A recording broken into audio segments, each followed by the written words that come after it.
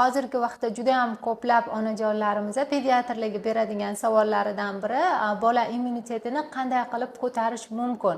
Bolalar immunitetini ko'tarishda ko'proq tabiiy narsalardan foydalanish muhim hisoblanadi. Birinchi o'rinda bolalarda to'g'ri uyqu rejimini amalga oshirish kerak bo'ladi. Bunda 7 yoshgacha bo'lgan bolalarda uyqu rejimi 20:00 dan yoki 22:00 gacha bo'lgan oraliqda, oxirgi holatda 22:00 gacha bo'lgan oraliqda uxlatish muhim hisoblanadi. Keyingi holat bu bolada sayr qildirish. Bolani to'g'ri ovqatlantirish ham bu juda ham muhim hisoblanadi. Ya'ni vitaminlarga boy va oqsilga boy bo'lgan mahsulotlarni yedirish ham bu bola immunitetini yaxshi bo'lishiga sabab bo'ladi. Bolani to'g'ri cho'miltirish.